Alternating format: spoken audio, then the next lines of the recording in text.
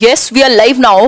Hello friends, this is Himanshi and welcome to let's learn. Discuss करेंगे क्या, ये Hindi pedagogy का कोर्स चल रहा है आपका कंप्लीट 15 मार्क्स का, और अनसीन पैसेज भी हम कुछ डिस्कस करेंगे। जब ये पेडागोजी वाला कोर्स कंप्लीट हो जाएगा तो 30 मार्क्स की Hindi for CTET paper 1 and 2, language 1 and 2 complete हो जाएगी आपकी। तो आज सेकंड चैप्टर है, ये पूरा कोर्स खत्म करेंगे, उसके बाद फिर इंग्लिश पे आएंगे या सीडीपी के जो भी चैप्टर रिवाइज करने हैं वो करेंगे। ठीक है बात। तो आज का चैप्टर है, ये पार्ट 2 है, यानी चैप्टर 2 है। कल हमने चैप्टर 1 को किया, आप लोगों का रिस्पॉन्स अच्छा रहा, और जो लोग लाइव में या जैसे भी ये कोर्स में जुड़ पा रहे हैं तो 100% कुछ सीखने को ही मिलेगा, और ओवरऑल पेडागोजी आपकी अच्छी होगी, सिर्फ हिंदी ही नहीं। तो आज का चैप्टर है शिक्षण यानी टीचिंग, सिद्धांत एवं शिक्षण सूत्र। टीचिंग और टीचर के बारे में बात करेंगे, शिक्षण और शिक्षक के बारे में बात करेंगे, फिर कुछ सिद्धांत और सूत्रों के बारे में बात करेंगे। मतलब कुछ जिनको आप मैग्जिम्स या फॉर्मूले कह सकते हैं, सूत्र, और सिद्धांत को मेथड्स हम कहते ही हैं।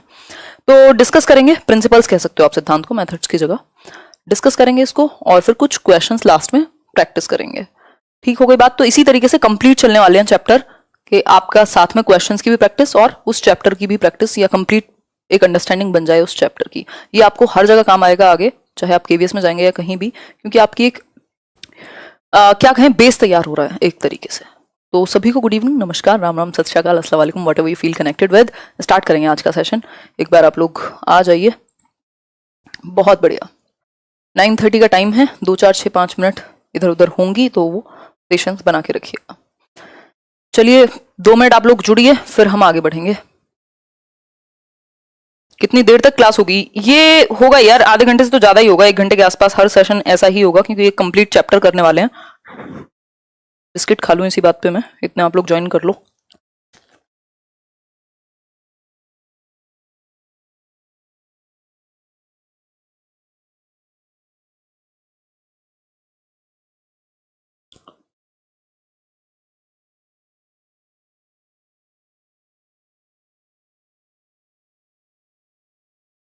How children think and learn पे वीडियो बना देंगे, कोई दिक्कत नहीं है।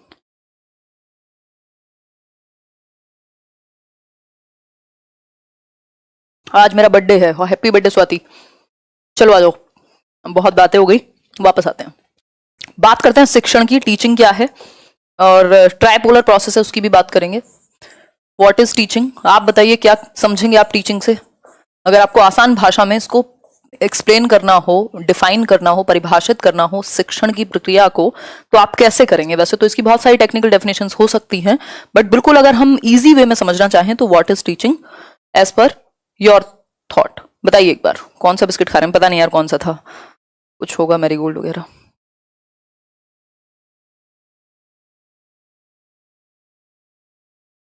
बताइए एक बार। हाँ, अलग अलग कमेंट्स आप लोग कर रहे हैं, चलिए समझते हैं। टीचिंग हम कह सकते हैं आसान भाषा में कि एक ज्यादा अनुभवी व्यक्ति से कम अनुभवी बच्चे में या व्यक्ति में ज्ञान का स्थानांतरण या प्रवाह होना। हालांकि साथ में भी नॉलेज को बिल्ड किया जा सकता है, बट ये एक ट्रेडिशनल अप्रोच है जो चली आ रही है कि एक व्यक्ति जो ज्यादा जानता है, जिसका अनुभव एक बच्चे से ज्यादा है, ऑब्वियसली बच्चे के अनुभव से ज्यादा है, तो ये जो स्थानांतरण है, या फिर कह लीजिए ये जो नॉलेज का कंस्ट्रक्शन है, निर्माण है, ये ज्यादा जानने योग्य वाले जो व्यक्ति है, जो ज्यादा अनुभवी व्यक्ति है, उससे कम अनुभवी बच्चे में या व्यक्ति में ये चीज प्रवाहित होगी। इसके लिए हम कुछ तरीकों का इस्तेमाल करते हैं इस प्रोसेस को कंप्लीट करने के लिए, कि नॉलेज को कंस्ट्रक्ट किया जा सके टीचर और जो स्टूडेंट है उनके बीच। इसके लिए हम कुछ मीडियम्स का, कुछ माध्यमों का प्रयोग करते हैं। उन माध्यमों को ही हम क्या कह रहे हैं? शिक्षण सूत्र कह रहे हैं। कई बार हम कुछ सिद्धांतों का प्रयोग कर रहे हैं, इन सब की बात करने वाले हैं, है ना। टीचिंग लर्निंग मटेरियल्स यानी कि शिक्षण सहायक सामग्री का हम कुछ इस्तेमाल करते हैं, ताकि ये प्रक्रिया जो है ज्यादा प्रभावी बन सके, बच्चा जो सीखे वो लॉन्ग लास्टिंग हो सके, उसके पूरी लाइफ में वो काम आ सके, जीवन से जोड़ सके, अर्थ निर्माण कर सके आप। ये टीचिंग की प्रोसेस ऐसी नहीं होनी चाहिए कि बस भर दिया ज्ञान, ये ऐसी होनी चाहिए कि बच्चे के जीवन से जुड़ पाए और वो आगे तक उसको यूज कर पाए रियल लाइफ में। इसके लिए हम कुछ सूत्र, पूरे कह सकते हैं कि यूनिवर्सली एक्सेप्टेड कुछ मैग्जिम्स हैं कि अगर इनका हम इस्तेमाल करेंगे तो टीचिंग बेहतर बन जाएगी। कुछ सिद्धांत हैं, कुछ टीचिंग लर्निंग मटेरियल हैं, जैसे आप ये बोर्ड देख रहे हैं या कोई पिक्चर देखेंगे या बाकी चार्ट्स का आप इस्तेमाल करते हैं क्लास में, ये सब क्या है, ये टीचिंग लर्निंग मटेरियल्स हैं। इनसे आपकी जो टीचिंग की प्रक्रिया है, टीचिंग लर्निंग की, वो बेहतर होती है, फैसिलिटेट करते हैं ये टीचिंग लर्निंग की प्रक्रिया को। अब टीचिंग की अगर हम बात करें, शुरुआत में एडम ने कहा कि ये टू पोलर प्रोसेस है, यानी द्विध्रुवीय प्रक्रिया है। द्विध्रुवीय प्रक्रिया कैसी? दो ध्रुव है इसके, दो पोल्स हैं। एक पोल है जिसको टीचर कह रहे हैं, एजुकेटर और एडुकेंड भी कहा गया, यानी शिक्षक, और दूसरा पोल है जिसको विद्यार्थी या स्टूडेंट कह रहे हैं। तो ये बात किसने की? एडम ने की। उनकी इवोल्यूशन करके एक बुक थी, एडम्स ने की। लेकिन जो हम आज के टाइम पे चीजें फॉलो करते हैं, अप्रोच फॉलो करते हैं टीचिंग को, हम एक ट्राइपोलर प्रोसेस कहते हैं। ट्राइपोलर मतलब जिसमें तीन ध्रुव हैं, एक ट्रायंगुलर प्रोसेस है, जैसे ये ट्रायंगल बना हुआ है। ये बात किसने कही? शिक्षण त्रिआयामी प्रक्रिया है, जॉन डुई ने इस बात को कहा, और ये आपका सीटेट में पूछा भी हुआ है, वैसे भी पूछा जा सकता है, तो इसको हम याद रखेंगे। जॉन डीवी लिख देते हैं हम हिंदी में, ठीक। ये वही व्यक्ति हैं जो लर्निंग बाय डूइंग की बात करते हैं, करके सीखने की बात करते हैं, प्रगतिशील शिक्षा की बात करते हैं।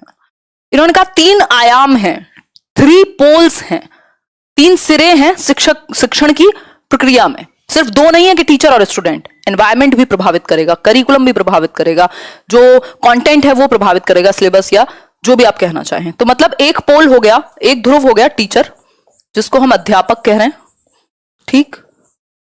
दूसरा पोल हुआ स्टूडेंट, यानी विद्यार्थी, छात्र कह सकते हैं हम। तीसरा पोल है आपका, ये इंपॉर्टेंट है, इसको आप कंटेंट यानी विषय वस्तु कह लीजिए, आप इसको करिकुलम में कह लीजिए जिसमें सारी एक्टिविटीज प्लान्ड हैं, आप इसको एनवायरनमेंट कह लीजिए, जो आपका मन करे। यानी ये बाकी फैक्टर्स हैं जो प्रभावित करते हैं टीचिंग लर्निंग प्रोसेस को। तो ये 3 सिरे हैं किसके? शिक्षण के। क्लियर हो गई बात यहां तक की? यहां तक की बात मुझे लगता है आप सभी को क्लियर होगी। जॉन डुई ने, एडम्स ने बात की कि द्विध्रुवीय प्रक्रिया है जिसमें एक तरफ है शिक्षक, दूसरी तरफ है विद्यार्थी। लेकिन जॉन डुई ने कहा कि भाई इन दोनों को प्रभावित करने वाला एक तीसरा भी कारक है, जिसको आप करिकुलम कह रहे हैं, एनवायरनमेंट कह रहे हैं, सिलेबस कह रहे हैं, जो भी आप कहना चाहें। तो टीचर, छात्र यानी स्टूडेंट और करिकुलम या एनवायरनमेंट, ये तीनों एक दूसरे को प्रभावित करते हैं, और तब जाकर के एक क्या चीज बनकर के आती है, एक टीचिंग लर्निंग प्रोसेस अच्छे से कंटिन्यू हो पाती है। तो ये एक बेसिक बात हुई। अब हम कहां बढ़ेंगे? आगे बढ़ जाएंगे नेक्स्ट पॉइंट की तरफ। ये चैप्टर्स अच्छे हैं तो इनको समझिएगा, चीजें अगर समझेंगे तो वो काम आएंगी जरूर, क्योंकि सीखा हुआ तो खराब नहीं जाएगा। भाषा शिक्षण के सिद्धांत हैं कुछ, हम आज सिद्धांत और सूत्रों की बात करेंगे। ये छोटी सी बात हमने शिक्षण के बारे में की। सिद्धांत हैं, कुछ प्रिंसिपल्स हैं, ये कह सकते हैं हम। देख लेते हैं वो कौन से प्रिंसिपल्स हैं। आपको पता भी नहीं लगेगा ये जो प्रिंसिपल्स हैं, ये जो चीजें हम पढ़ रहे हैं, आपकी पेडागोजी कहां सबकॉन्शियस लेवल पे बेहतर होती चली जाएगी। क्योंकि जो एप्लीकेशन बेस्ड क्वेश्चंस होते हैं वो इन्हीं चीजों से बेहतर होते हैं, वो रटने से कभी बेहतर नहीं होते, है ना। वो जो डिस्कशन है आपका क्लासरूम में, उससे बेहतर होते हैं, ठीक है। हाँ, मैं नाम नहीं लूंगी ये वाले सेशंस में, समझिए ये चैप्टर्स इंपॉर्टेंट हैं।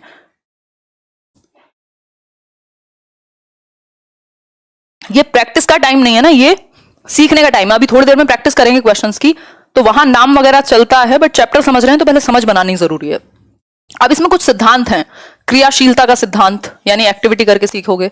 रुचि का सिद्धांत, अभिप्रेरणा का सिद्धांत, फिर 4th है जीवन से जोड़ने का सिद्धांत, 5th है व्यक्तिगत विभिन्नता, इंडिविजुअल डिफरेंसेस, स्वाभाविकता का सिद्धांत और आवृत्ति का सिद्धांत। मतलब 1 2 3 4 5 6 7 और 8। तो ये 8 प्रिंसिपल्स तो एटलीस्ट हम डिस्कस करेंगे, जिससे आपकी टीचिंग लर्निंग प्रोसेस बेहतर बन सके। होने को बहुत सारे सिद्धांत हो सकते हैं, बट जो मेन प्राइमरी हैं हमने उनको लिया है, जिनसे सबसे ज्यादा प्रभावित होगा आपका शिक्षण। एक एक करके समझते हैं, फिर सूत्र पे आएंगे। पहला है क्रियाशीलता का सिद्धांत। क्रियाशीलता का सिंपल मतलब है कि बच्चा एक्टिविटी करके सीखे, यानी कि लर्निंग बाय डूइंग हो, करके सीखे। बच्चे को मौका मिले करके सीखने का। जो बात आपने सुन ली, जो बात आपने देख ली, आपको याद रहेगी, लेकिन जो काम आपने कर लिया, जिस एक्टिविटी को आपने किया, उसको आप नहीं भूल सकते, परमानेंट हो जाएगी वो चीज। तो बच्चा अगर करके सीखेगा, उसको अन्वेषण करने का, खोज करने का, या अपनी नॉलेज को बिल्ड करने का। बिल्ड कैसे होगी नॉलेज? अब करके सीखने में कई चीजें आ जाती हैं। बच्चा अवलोकन करेगा। अवलोकन का मतलब है ऑब्जर्व करेगा, अपने आसपास के एनवायरमेंट को ऑब्जर्व करेगा। ऑब्जर्व करने से क्या होगा? प्रॉब्लम सॉल्विंग की एबिलिटी आएगी, यानी समस्या समाधान की एक क्षमता बच्चे के अंदर विकसित होगी। समस्या समाधान समस्या समाधान करना सीखेगा और कई एंगल्स से देखना सीखेगा एक सिचुएशन को, यानी क्रिटिकल थिंकिंग जिसको हम कहते हैं, आलोचनात्मक चिंतन डेवलप होगा बच्चे में। आलोचनात्मक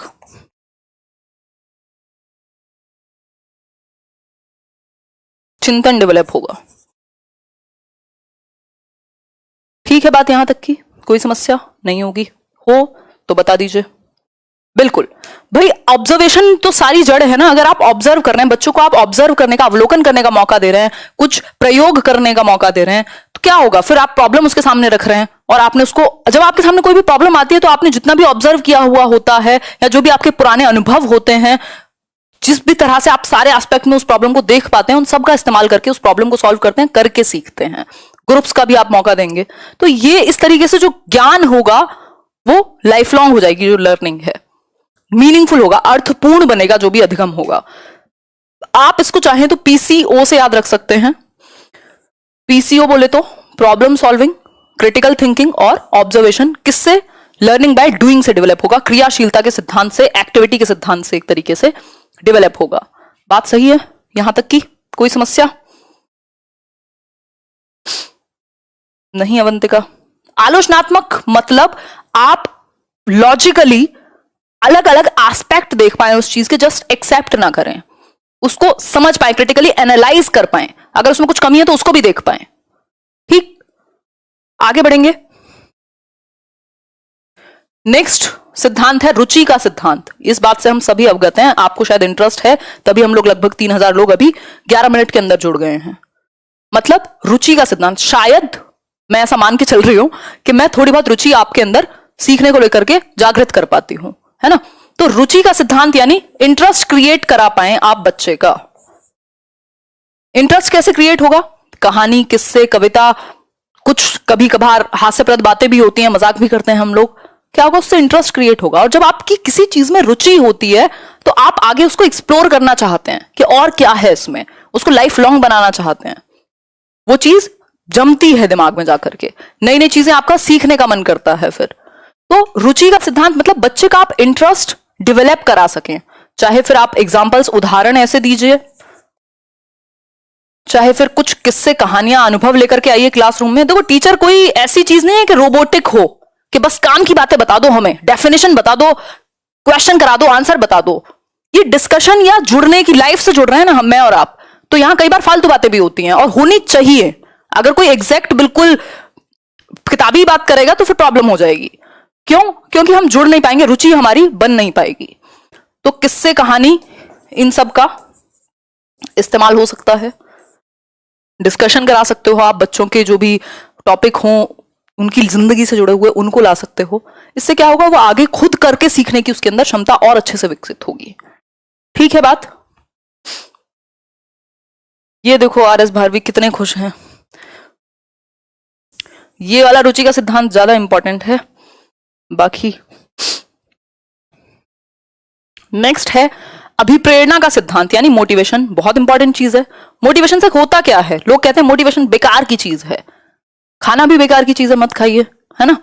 तो मोटिवेशन से क्या होता है कि हमें एक दिशा मिलती है किसी चीज को शुरू करने की, किसी चीज को बनाए रखने की और किसी चीज के अंत तक पहुंचने की, है ना, किसी चीज को अचीव करने की। मतलब अगर आप अभिप्रेरित कर पाए, ये केंद्र में है अभिप्रेरणा सिखाने के, कि आप अभिप्रेरित कर पाए बच्चों को, उससे क्या होगा? जो अधिगम है वो दिशा निर्देशित बनेगा, दिशा निर्देशित बनेगा। एक गोल डायरेक्टेड प्रोसेस बन पाएगी कि आप उस गोल तक पहुंच पाए, बहुत सारी डिफिकल्टीज के बाद भी, बहुत सारी समस्याओं के बाद भी आप गिव अप नहीं करते। तो बच्चों को आपको मोटिवेटेड भी रखना है, चाहे वो आपके उदाहरण हो, चाहे वो फिर आपका एक्टिविटी हो, चाहे वो फिर कुछ और उनके जीवन से कुछ इंस्पिरेशन लेना हो। तो इससे क्या होगा? दिशा मिलेगी एक बच्चे को, वो उस चीज को करना चाहेगा। अगर आपको पता ही नहीं आप क्यों कर रहे हैं कुछ, तो करेंगे क्यों? ठीक है, चलिए आगे बढ़ते हैं, नेक्स्ट पॉइंट की तरफ चलेंगे। तो आपको अभिप्रेरित रखने का प्रयास करना है, बच्चों को मोटिवेटेड रखने का प्रयास करना है। इन सब चीजों से आपको इंटरव्यू में भी हेल्प मिलती है, क्योंकि आप बेसिक्स जानते हैं टीचिंग के। आगे बढ़ेंगे, जीवन से जोड़ने का सिद्धांत।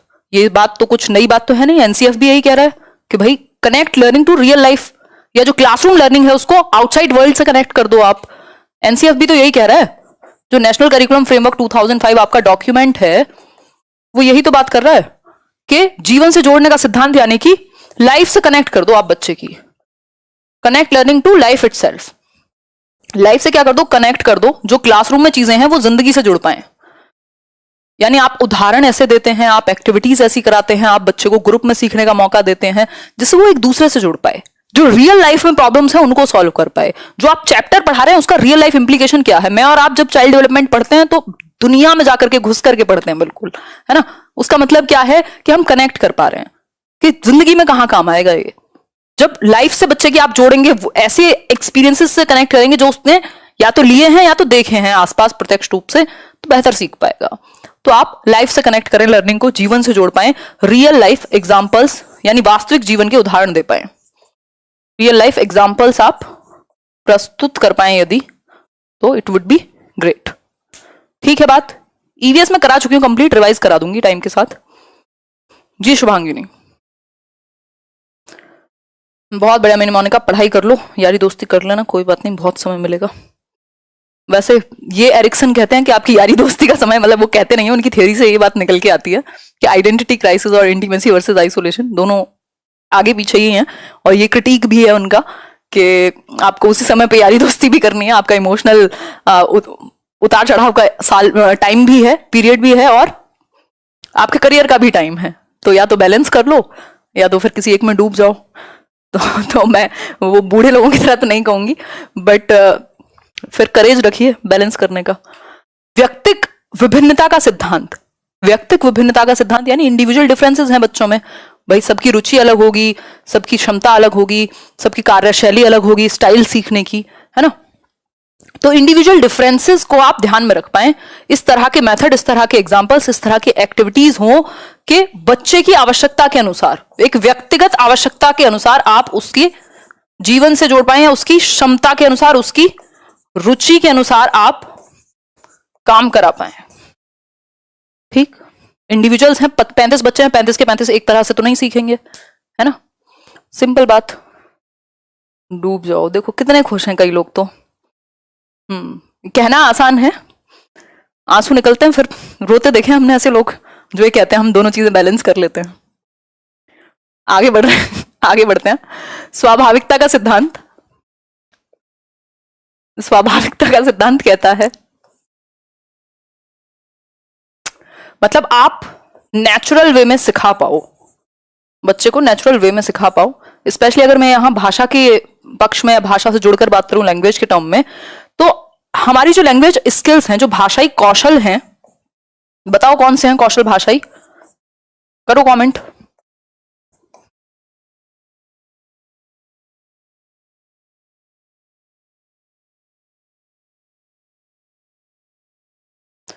चार भाषाई कौशल हैं और हम स्वाभाविक रूप से उनको सीखें तो अच्छा होगा। एक सीक्वेंस में हम उनको सीखें नेचुरली तो अच्छा होगा। बहुत बढ़िया। देखो लक्ष्मी नारायण को सब पता है, कह रहे हैं कईयों की लाइफ बर्बाद हो गई है। जी बिल्कुल सच है बात, उनको वैसे बर्बाद ही करनी थी फिर, क्योंकि अगर आप रो पीट भी लेंगे तो कब तक रोगे। अगर प्रायोरिटी दोनों चीजें इंपॉर्टेंट थी, करियर भी और दोस्ती यारी भी, तो फिर इंपॉर्टेंस तो देनी पड़ेगी ना दूसरी चीज को भी। खैर तभी, मतलब ये खैर ये अलग ज्ञान हो जाएगा, बट आई ऑलवेज से कि करेज है तब कुछ कीजिए, अदरवाइज तो रहने दीजिए, चुपचाप पढ़ाई कर लीजिए, पता चले कहीं के भी ना रहे। तो हर किसी से नहीं संभलती चीजें।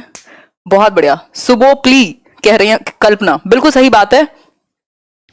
अगर ढा को हटा दें यहां, लिसनिंग, स्पीकिंग, रीडिंग, राइटिंग, ये स्वाभाविक सीक्वेंस में हो तो अच्छा है, यानी एक नेचुरल ऑर्डर में चलें तो अच्छा है। तो भाषा के जो कौशल है या सीखना है वो नेचुरल ऑर्डर में होना चाहिए। जबरदस्ती आप टेक्निकली रटवाइए मत, कुछ नेचुरली सिखाइए बच्चे की क्षमता और उसके इंटरेस्ट के अकॉर्डिंग।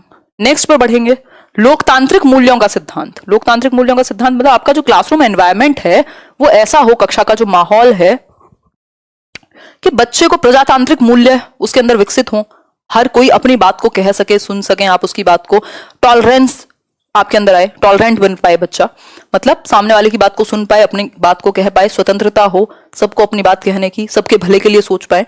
तो इस तरह के लोकतांत्रिक मूल्य डेवलप हो, स्वतंत्रता हो अपनी बात कहने की, शिक्षक भी सुने आपकी बात। ऐसा नहीं है डंडा लेकर के हाथ में बैठे हैं, आपके मन की होगी तो बहुत अच्छा, नहीं, अगर आपके बिलीफ्स के ऑपोजिट अगर कोई बात कहेगा तो आप नहीं सुन पाएंगे, ऐसा नहीं होना चाहिए।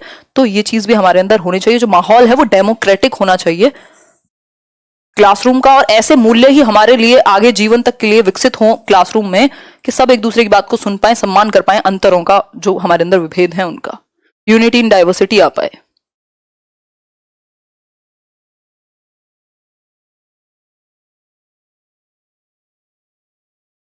बहुत बढ़िया, बहुत समझदार लोग हैं आप।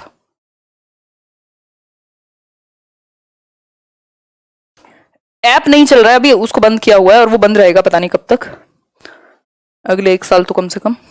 आवृत्ति का सिद्धांत, आवृत्ति का सिद्धांत सिंपल है, रेपिटिशन बहुत इंपॉर्टेंट है, मतलब रिपीट करा पाए आप, आवृत्ति करा पाए, अभ्यास हो पाए, मतलब समय समय पे आवृत्ति करने का मौका मिल रहे, तभी तो आप रिवाइज करते हैं 4 बार, आपसे क्वेश्चंस, आपके टेस्ट और सारी चीजें होती हैं। इससे क्या होता है, परमानेंट होती है लर्निंग, स्थायी बनती है, अधिगम जो है आपका वो स्थायी होगा आपके मस्तिष्क में। ठीक है बात, सिंपल सिंपल सी बातें हैं जो आपके दिमाग में बैठ जानी चाहिए एक एक बार में, कोई बहुत टेक्निकल चैप्टर नहीं है ये, आसान सा चैप्टर है।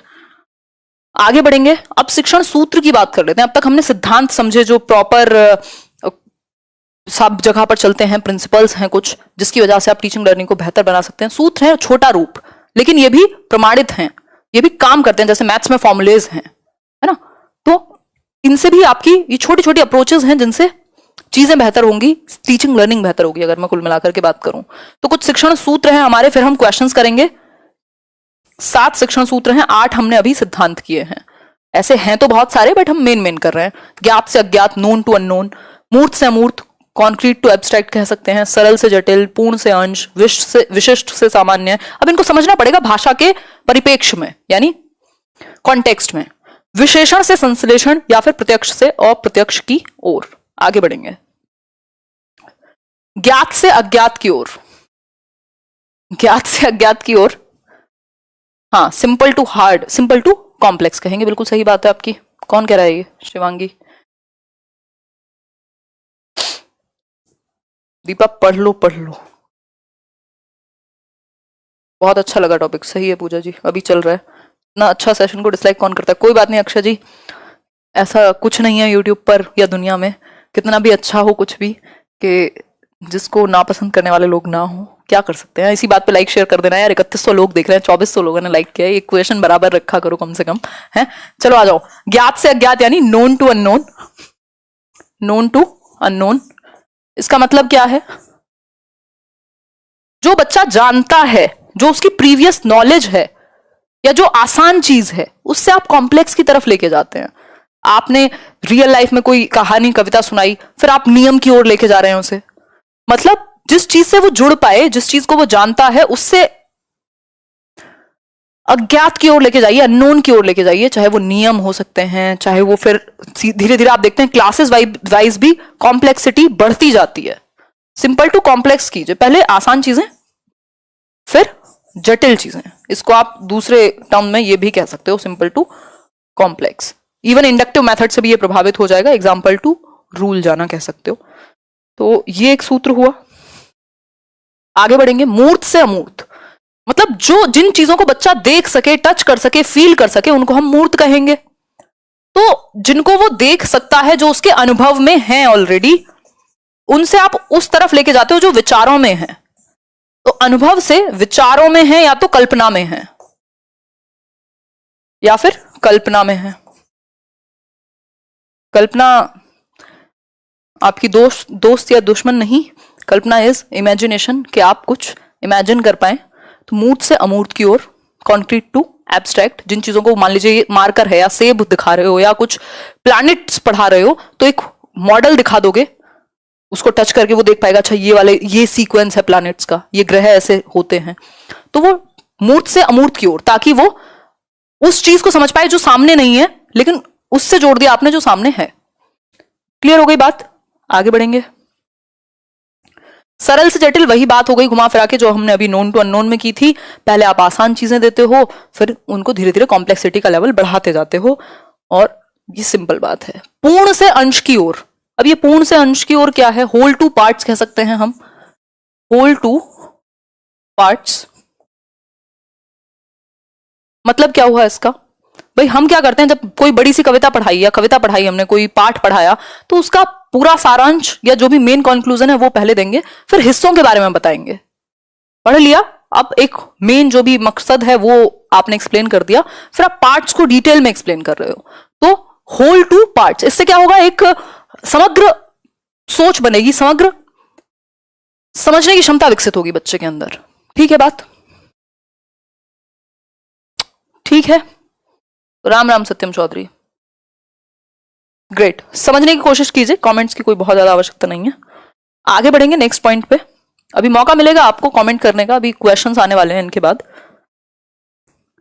विशिष्ट से सामान्य की ओर, अब ये कैसे काम करेगा, इसमें आपको कंफ्यूजन क्रिएट होगी, अभी उसी को समझना है।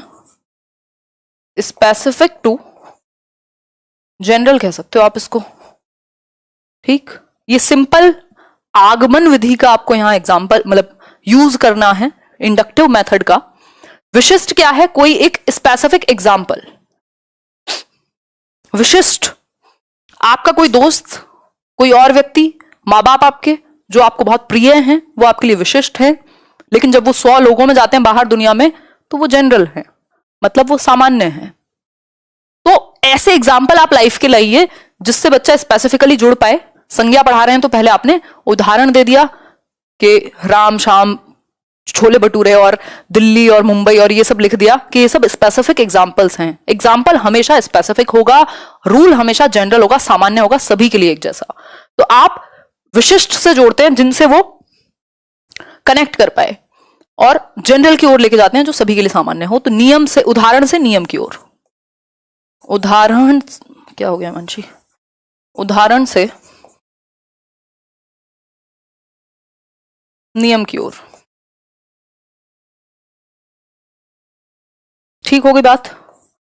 एग्जाम्पल टू रूल लेकर के जाएंगे हम, बात तो ठीक है।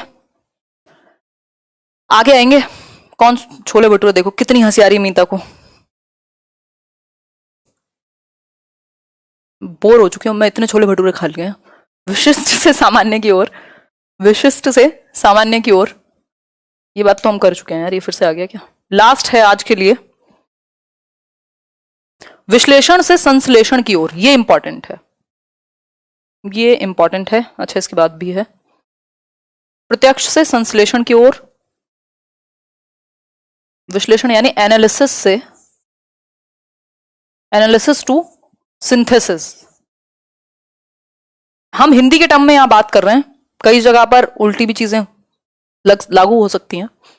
विश्लेषण यानी एनालिसिस, स्पेसिफिकली कुछ ऐसे टॉपिक्स हैं, देखो हर एक टॉपिक को आप सेम सिद्धांत से नहीं पढ़ाओगे ना, अलग अलग सूत्र अलग अलग टॉपिक में काम आ सकता है, आपके अलग अलग सब्जेक्ट में काम आ सकता है। एनालिसिस का मतलब, मान लीजिए आप संधि पढ़ा रहे हैं, संधि में ये चीज बहुत अच्छे से लगती है, इवन समास में वो समग्र वाला लग जाएगा।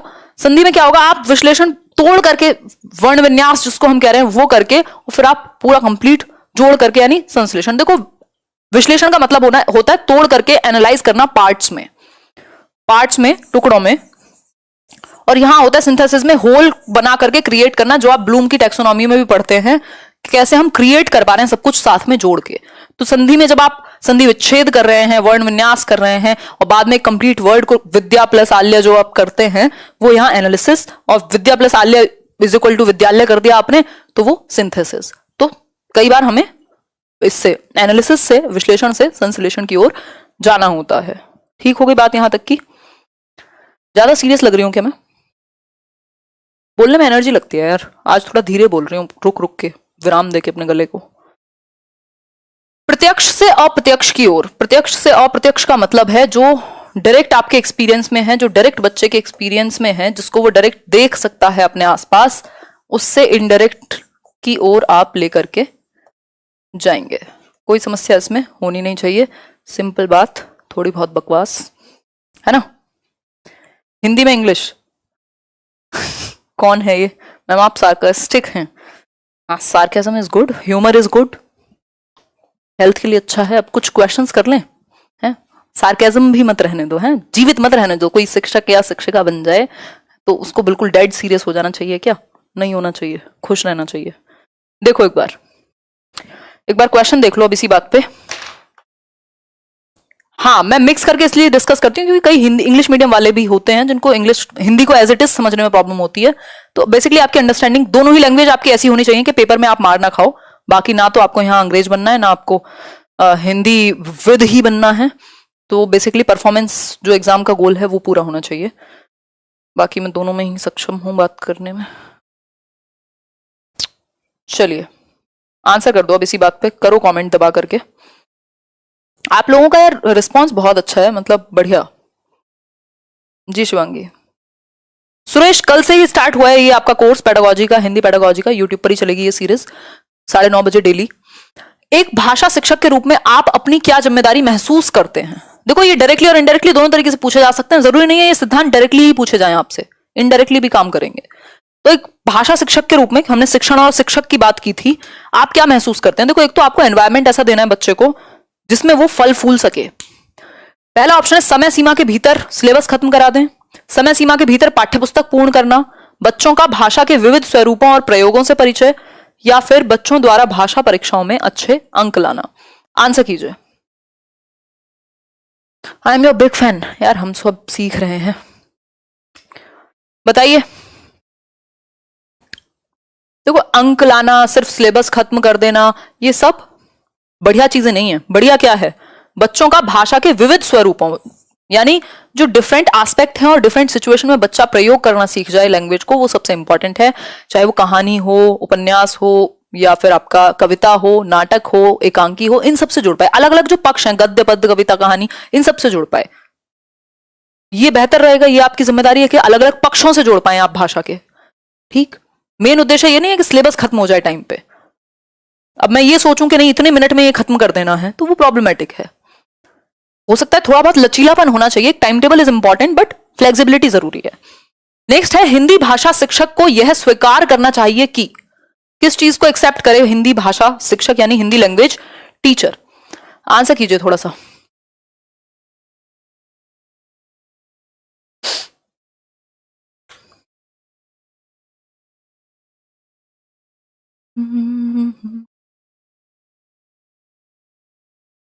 हाँ, मैं कमेंट की तरफ देखती हूँ तो चैट की स्पीड बढ़ जाती है। राघव सही कह रहे हो, चलो अब से देखना बंद।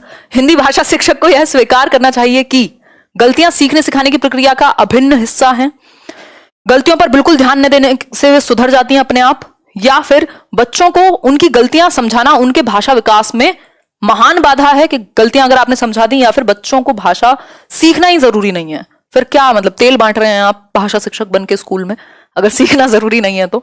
बताओ एक बार, आंसर कीजिए। सिंपल बात है कि गलतियां सीखने सिखाने की प्रक्रिया का अभिन्न हिस्सा हैं। ऐसी चीज है जिसको आप हटा नहीं सकते।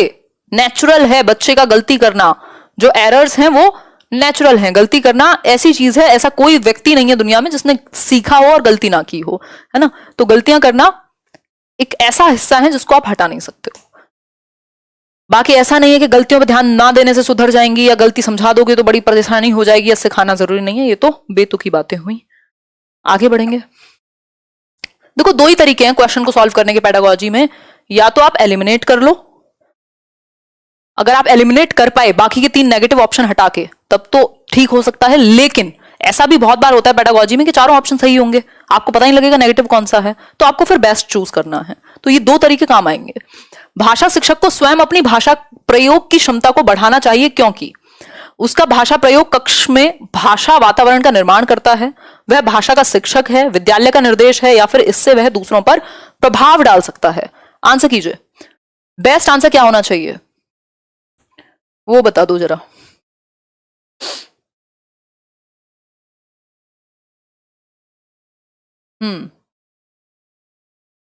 ठीक है उषा जी, देख लिया आपका कमेंट। सिंपल बात है, उसका भाषा प्रयोग कक्ष में भाषा वातावरण का निर्माण करता है। यदि मैं यहां सही हिंदी या सही इंग्लिश ना बोलूं, मैं इंग्लिश को इंग्लिश बोलूं, भाषा को भाषा बोलूं, तो क्या होगा? प्रभाव आप पे भी कोई अच्छा नहीं पड़ेगा। हालांकि अब आप लोग बहुत बड़े हो चुके हैं, ऐसा नहीं है कि छोटे बच्चे हैं कोई, लेकिन फिर भी वो चीज प्रभावित करेगी। तो कोशिश करनी चाहिए लैंग्वेज टीचर को स्पेशली, या सभी को मैं तो कहूंगी, कि अपनी भाषा पे हम काम कर सकें। ऐसा थोड़ी है कि आप दुनिया के पहले व्यक्ति हैं जिस पर क्षेत्रीय प्रभाव है। आप अगर ये कहें कि नहीं हम तो इस पर्टिकुलर स्टेट से हैं या इस पर्टिकुलर जगह से हैं, ये तो सही हिंदी और इंग्लिश तो वही बोलेंगे जिनको मौका मिला है शहरों का या इस तरीके का। तो फिर ये कहीं ना कहीं बहाने ज्यादा बन जाते हैं, क्योंकि अगर आप एफर्ट करेंगे तो लैंग्वेज पे काम किया जा सकता है, एटलीस्ट इतना किया जा सकता है कि आप नॉर्मली उसको यूज कर पाए। ठीक, तो उसकी भाषा प्रयोग जो है वो वातावरण, आपका एक एनवायरमेंट क्रिएट होता है आपके बात करने से, या आपकी भाषा से बच्चे प्रभावित होते हैं, शिक्षक से सबसे ज्यादा प्रभावित होते हैं। स्पेशली अगर आप प्राइमरी या एलिमेंट्री क्लासेस में जा रहे हैं तो आपका बहुत बड़ा योगदान है उनकी पर्सनैलिटी को शेप करने में। ठीक है बात, तो वह भाषा का शिक्षक है, विद्यालय का निर्देश है, दूसरों पर प्रभाव। आप हवाबाजी करने के लिए थोड़ी है दुनिया में, कुछ बेहतर एग्जाम्पल से लीड करने के लिए हैं। आगे बढ़ेंगे। नेक्स्ट है, भाषा शिक्षक की भूमिका में महत्वपूर्ण यह है कि वह, मतलब आप एक लैंग्वेज टीचर हैं तो इसके अनुसार कौन सी एक बात सही सटीक बनेगी, बताओ एक बार। हिंदी में भी इंग्लिश, हाँ ऐसे ही पढ़ेंगे, देखो आसानी होती है इससे। आंसर करो एक बार।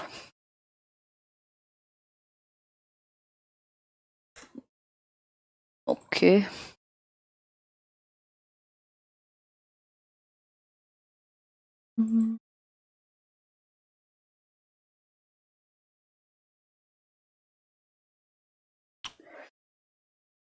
रुको, आ जाओ एक बार देख लेते हैं। ग्रेट, वो मुझे याद आ गया, एक इंफॉर्मेशन देनी थी आपको। धन्यवाद कृपी। देखो मैं उस भाषा का इस्तेमाल करूंगी जिसमें आप समझ पाए, ज्यादातर लोगों को याद रह पाए चीजें। भाषा शिक्षक की भूमिका में महत्वपूर्ण यह है, क्या क्या इंपॉर्टेंट है। देखो एमसीक्यू आने हैं पेपर में, आप क्वेश्चन को पढ़ के समझ पाए तो कोई नहीं पूछेगा आपने इंग्लिश मीडियम में पढ़ाई की थी कि हिंदी में की थी या दोनों को मिला करके की थी, तो नंबर से मतलब है। यहाँ पाठ्य पुस्तक आधारित आकलन के स्थान पर अलग अलग क्वेश्चंस दे रहे हैं आप। देखो बहुविकल्पी तो तैयार करना, एकमात्र आधार ओनली की तरफ लेके जाए तो ज्यादा चांसेस है कि गलत होगा। समय सीमा के भीतर पूर्ण करना, पाठ्य पुस्तक की सीमा से स्वतंत्र होकर विविध संदर्भों में भाषा का प्रयोग। देखो ये वाला पार्ट दिख जाए ना, जहां विविध संदर्भों में भाषा प्रयोग, बेस्ट होगा आंसर। बहुत ज्यादा चांसेस हैं, क्योंकि आपका मकसद है कि बच्चा नेचुरली अपने आप को एक्सप्रेस कर पाए अलग अलग सिचुएशन में। कई बार उसको वाद विवाद में शामिल होना है तो वहां अपनी बात कह पाए, कई बार उसको कविता कहानी गानी है तो वो उस बात को अपने तरीके से कह पाए, कोई अनुभव शेयर करना है तो उस तरीके से अनुभव को अभिव्यक्त कर पाए। तो पाठ्य पुस्तक सब कुछ नहीं है, पाठ्य पुस्तक एक संसाधन है। ये क्वेश्चन भी आता है कई बार, तो आपको पाठ्य पुस्तक को एक संसाधन, एक रिसोर्स मानना है, लेकिन सर्वो सर्वा नहीं मानना, मतलब सब कुछ नहीं मानना कि भगवान नहीं है पाठ्य पुस्तक, एक संसाधन है। इसके अलावा भी आपको चीजों को इस्तेमाल करना है सिखाने के लिए। ठीक है, text book is only a source या फिर वन ऑफ द सोर्सेस। आगे बढ़ेंगे, नेक्स्ट क्वेश्चन पे बढ़ेंगे। क्वेश्चन नंबर 5, भाषा शिक्षक के रूप में आपके लिए महत्वपूर्ण है, यानी एक लैंग्वेज टीचर के रूप में क्या महत्वपूर्ण है, बता दो थोड़ा सा, हम भी जान लें क्या क्या महत्वपूर्ण है जीवन में। आप ही लोगों से सीख रहे हैं। गलत हो गया, कोई बात नहीं। आप सीडीपी में, अच्छा जी, धन्यवाद, बेस्ट हो। क्या लिखा है, हाँ यही लिखा है ना, हाँ धन्यवाद जी, हम सभी बेस्ट ही हैं किसी ना किसी वे में, यूनिक कह सकते हो आप। जवाब दो इसी बात पे, मजा आता है क्वेश्चन आंसर डिस्कशन करने में, मेरे को थोड़ा गले को आराम मिल जाता है। आंसर होगा बच्चों द्वारा बेझिझक भाषा प्रयोग करवाना। बात तो ठीक है, लेकिन कुछ और देखते हैं। बच्चों द्वारा त्रुटि रहित, ऐसा तो हो ही नहीं सकता ना कि गलती हो ही ना। बच्चों से पाठ्य पुस्तक पढ़वाना ठीक है, बट नॉट सो गुड। बच्चों से विस्तार गृही कार्य करवाना, यानी कि होमवर्क करवाएं, जी नहीं। सिंपल बात है, बच्चों द्वारा बेझिझक भाषा प्रयोग, यानी अपने आप को अभिव्यक्त कर पाए बच्चा, सबसे अच्छी बात है। भाषा प्रयोग बहुत अच्छा ऑप्शन है, यदि आप कभी भी कंफ्यूज हो तो आप जा सकते हैं इसके साथ, बट रटना नहीं है, क्वेश्चन को भी देखना है। आपकी दृष्टि में अभ्यास, ज्यादा क्वेश्चन नहीं है, 10 क्वेश्चन करेंगे, इतने तो बनते भी हैं। अभी हमने एक आवृत्ति का नियम पढ़ा था, जिसको आप अभ्यास का नियम भी कह सकते हैं, उससे ही रिलेटेड क्वेश्चन है। आपकी दृष्टि में अभ्यास क्या है? पाठ को समझने में मदद करता है, बच्चों को तार्किक बनाता है, बच्चों को भाषा के बारे में बताता है, बच्चों को उत्तर देना सिखाता है। जवाब दीजिए।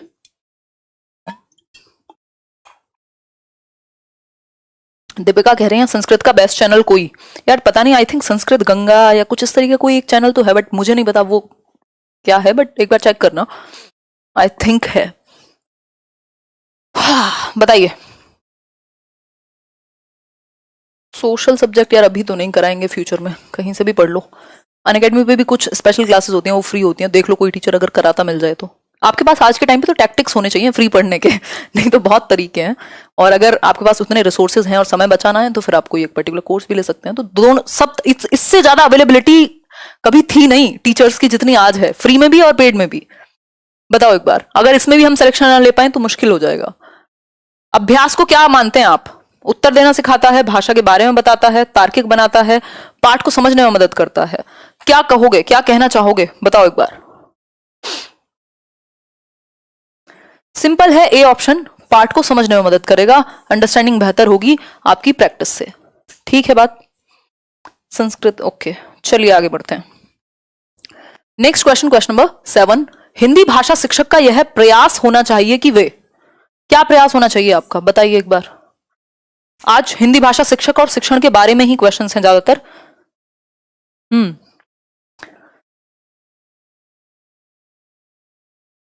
तार्किक होता है, लॉजिकल, रीजनिंग।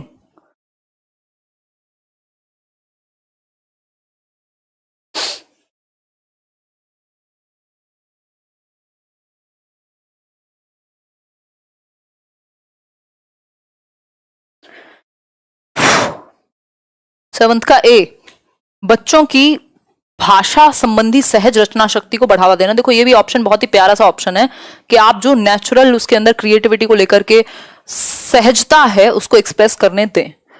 शिक्षाप्रद बाल साहित्य ठीक है, लेकिन सबसे बेहतर रहेगा कि उसकी क्रिएटिविटी को आप उभर के आने दें। और वो जो अपना करके सीखने वाला सिद्धांत था, रुचि का सिद्धांत था, जिस चीज में आप इंटरेस्ट लेते हैं ना, वहां पे आपकी कल्पना शक्ति भी अच्छी होती है, तर्क भी अच्छा होता है, आपकी जो प्रॉब्लम सॉल्विंग है, समस्या समाधान, वो सब भी अच्छे होते हैं।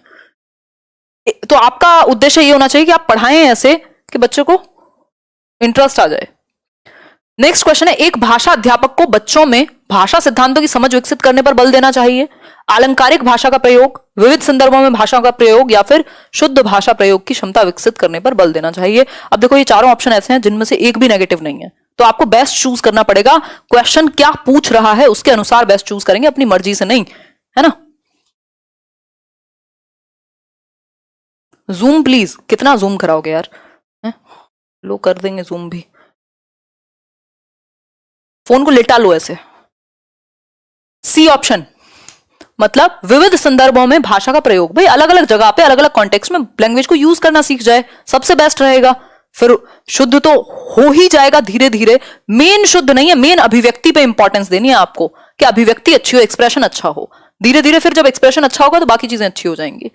ठीक है, सिर्फ अलंकारिक भाषा यानी सुंदर सुंदर शब्द कह पाए ऐसा जरूरी नहीं है, और सिद्धांतों की ही समझ नहीं, सिद्धांत ये सारी चीजें ऑटोमेटिकली इंक्लूडेड हैं कि आप अलग अलग कॉन्टेक्स्ट में बच्चा लैंग्वेज को यूज करना सीख जाए, दैट इज इंपॉर्टेंट। आगे बढ़ेंगे, क्वेश्चन नंबर 9 देखिए, यदि आपकी कक्षा में दृष्टिबाधित बच्चे हैं तो आप, दृष्टिबाधित यानी विजुअली इंपेयर्ड, जिनको हिंदी से डर लगता था उनका हिंदी का डर भी खत्म हो गया क्योंकि बाइलिंगुअल चल रहे हैं हम। पेडागोजी समझना इंपॉर्टेंट है, कोई नहीं पूछेगा आपने किस भाषा में पढ़ाई की थी। Again I am repeating this. बताओ, उन्हें विशेष सहानुभूति, सिंपैथी नहीं चाहिए होती, हमें टीचिंग में एम्पैथी की जरूरत होती है।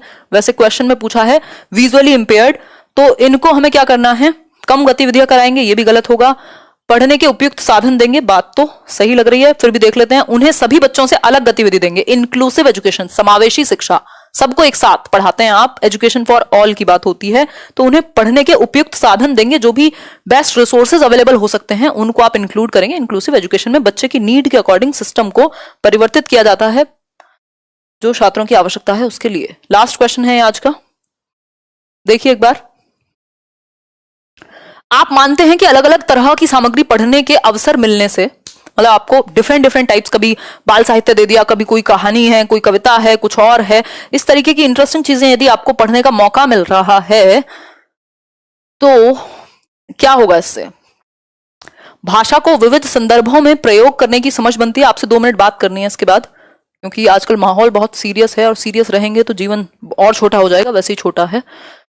व्याकरण सम्मत भाषा सीखने को मिलती है, किताबों के बारे में जानकारी मिलती है, या लेखकों के बारे में जानकारी मिलती है, जवाब दीजिए। देखो, अलग अलग तरह की सामग्री पढ़ने के अवसर मिलने से क्या होगा, विविध संदर्भ में बच्चा भाषा प्रयोग कर पाएगा, क्योंकि उसने विविध संदर्भ मतलब कभी उसने किस्से कहानी पढ़े हैं, कभी कविता पढ़ी है, कोई उपन्यास पढ़ा है अलग अलग तरह का, तो उससे होगा क्या? उसको पता है कि अलग अलग कॉन्टेक्स्ट में चीजें कैसे कही जाती हैं, समझी जाती हैं, आपकी ओवरऑल समझ बेहतर होती है। सिंपल बात है। आउट ऑफ 10 क्वेश्चंस आपने कितने तीर मारे, मतलब कितने क्वेश्चंस आप ठीक कर पाए और ये चैप्टर आपको कितना समझ आया, ये दोनों ही चीजें आप कमेंट करके बताएंगे। इसके अलावा थोड़ा सा माहौल लाइट रखिए अपने मन का भी और आसपास का भी, है ना। थोड़ा बहुत घूमिए, छत पे ही घूम लीजिए, है ना। ये ऐसे एडवाइस है, piece of advice. Out of 9, 7, 10, बहुत बढ़िया, ग्रेट। सीडीपी की बुक हिंदी में अगले साल आएगी और मतलब 2021 में, है ना। और इसके अलावा ये जो कल वाली पीडीएफ मैंने शेयर कर दिए थे, जो ये नोट्स हैं, आज का भी मैं शेयर कर दूंगी टेलीग्राम चैनल पर, लेट्स लर्न स्क्वाड। ये एक छोटी सी बात है, खुश रहिए, ज्यादा नेगेटिविटी में मत पड़िए, कुछ नहीं होगा उससे। और सेशन पसंद आया हो तो लाइक शेयर कर दीजिएगा। इसके अलावा एक छोटी सी इन्फॉर्मेशन कि जो करियरविल ऐप है, जहां मैं सीडीपी के सेशंस लेती हूँ या फिर एसोसिएटेड हूँ वहां के बैचेस में, कोलैबोरेशन में, तो ये आर्मी पब्लिक स्कूल का उन्होंने बैच निकाला है करियरविल ऐप पर। टीम है पूरी कंप्लीट, जिसमें सीडीपी मैं डील कर रही हूँ, एजुकेशनल साइकोलॉजी, जो 20-30 नंबर के क्वेश्चंस हैं। इसके अलावा जनरल अवेयरनेस, अभिषेक सर और टीम। बेसिकली रजिस्ट्रेशन स्टार्ट हो गए हैं, कल से 9 है ना, कल से बैच शुरू हो जाएगा जहां तक है। और सभी अलग अलग फैकल्टी डील करेंगे इस कोर्स को। तो करियरविल ऐप डाउनलोड करके जो लोग भी इंटरेस्टेड है आर्मी पब्लिक की तैयारी करने में, एक बार डेमो वगैरह भी वहीं देख लीजिएगा। और जिनको ये लेना है बैच तो बिल्कुल लीजिए, मेरी तरफ से रिकमेंडेशन है, कोई दिक्कत नहीं है। क्योंकि कोशिश रहती है करियरविल की कि अफोर्डेबल तरीके से सभी टीचर्स के साथ, क्योंकि अगर कोई एक टीचर है तो पॉसिबल है, बट एक कंप्लीट वे में चीज़ें पहुंचाई जाएं। तो बस यही एक छोटी सी इन्फॉर्मेशन थी।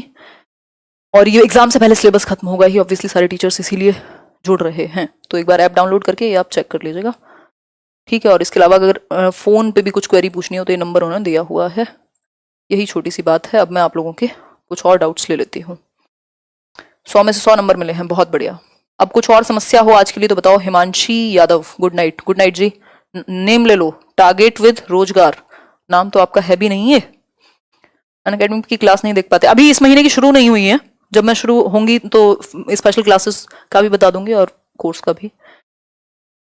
डांट दिया फिर आज आपने, कब? अरे मिनी मानिका, मैं तो ऐसे ही कहती रहती हूँ यार, इतना सीरियस मत लो।